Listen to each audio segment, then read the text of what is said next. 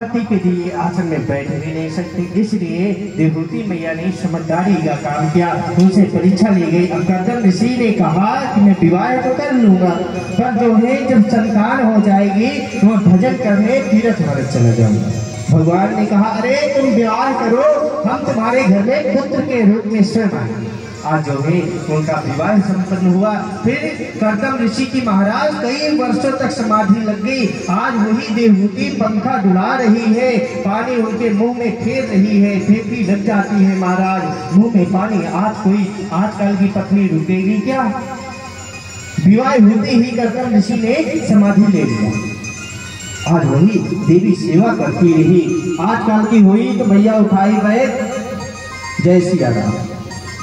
आज वही जो है देवहूति ने देखा कि आज मेरे पति देव की समाधि कई वर्षों के बाद खुली। आज उन्होंने कर्दम ऋषि ने लिखा, अरे देवी कौन? बोले भूल गए महाराज विवाह करके इतना जल्दी ही? अरे बोले अच्छा वो देवी है, कैसी हो गई है? बुजुर्ग हो, अब जितनी कई वर्षों के बीत जाने के बाद समाधि लगी, जब तरुणी थी, युवा थी, आज जो है वो बुजुर्ग हो चुकी थी। कर्दम ऋषि भी एक सरोवर ऐसा था जिसमें डुबकी लगाए तो दोनों नए वर्ष के बन गए, नए बेले बन गए। फिर एक कामन विमान प्रकट किए। कामन विमान किसे कहते हैं? विमान जानते हो क्या? अरे एरोप्लेन नहीं जानते?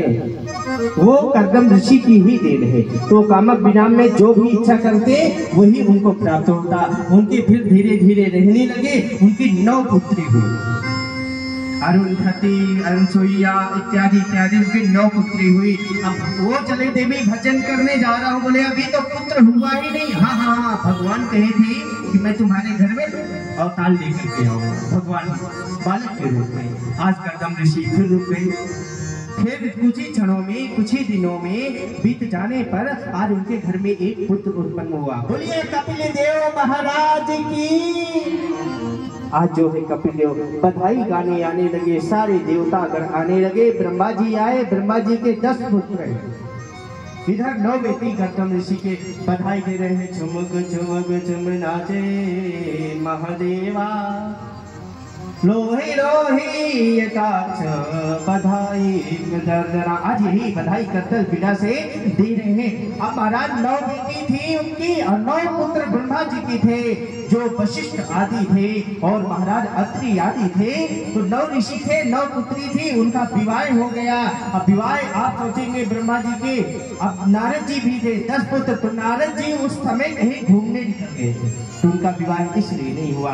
9 पुत्री का विवाह संपन्न हुआ। और महाराज इस प्रकार से बोलिए कपिल देव भगवान की। सब सागर बार बार पर गंगा सागर एक बार। गंगा सागर में कपिल देव भगवान का आश्रम है। अब महाराज तीसरी बेटी की कथा सुन लें आप।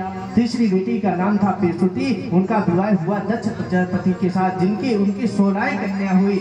11 धर्म को ब्याहे सती आदि। सती उनकी पुत्री हुई, जिसमें महादेव को ब्याही गई और महादेव जो है उनको स्वीकार किया। सती फिर जो है धीरे धीरे करके महाराज सती मैया के घर में यज्ञ हुआ। और यज्ञ में भोले बाबा एक बार वहां गए हुए थे, सब देवता आए हुए थे। तो जिसके अंदर राज्यसभा आ जाए तो अभिमान हो जाता है। अभिमान के आते आते महाराज आज दक्ष प्रजापति को अभिमान आया। वहां सभी देवगण बैठे हुए थे, ब्रह्मा विष्णु महेश, शंकर जी भी वहां गए और सभी देवगण की स्तुति। जब राजा दक्ष प्रजापति आया तो सभी देवगणों ने उठ करके स्वागत किया, पर ब्रह्मा विष्णु और महेश नहीं उठे। दक्ष प्रजापति को क्रोध आ गया।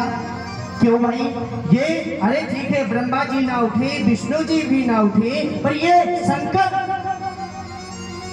काली आंख वाला बंदर के जैसे मुंह लेने वाला ये क्यों नहीं? आज ये तो मेरी बेटी के योग भी नहीं था। मेरी बेटी मृगलोचनी जैसे और एक संसार में रहने वाला बंदर आंख वाली ये शंकर मेरी बेटी के योग था। आज खरी खोटी सुनाने लगे। जैसे नंदी ने सुना, नंदी ने कहा हरि हरि निंदा सुनई जो काना होए पाप गौघात समाना। अगर मैं अपने हरि की, अपने इष्ट की निंदा सुनता हूँ तो गौ हत्या के बराबर मुझे पाप प्राप्त होता है। इसलिए भगवान भोले बाबा ने कहा नंदी चुप रहो, नहीं माहौल गड़बड़ होगा। हमें तो लोग जो है ससुराल में शादी में गाली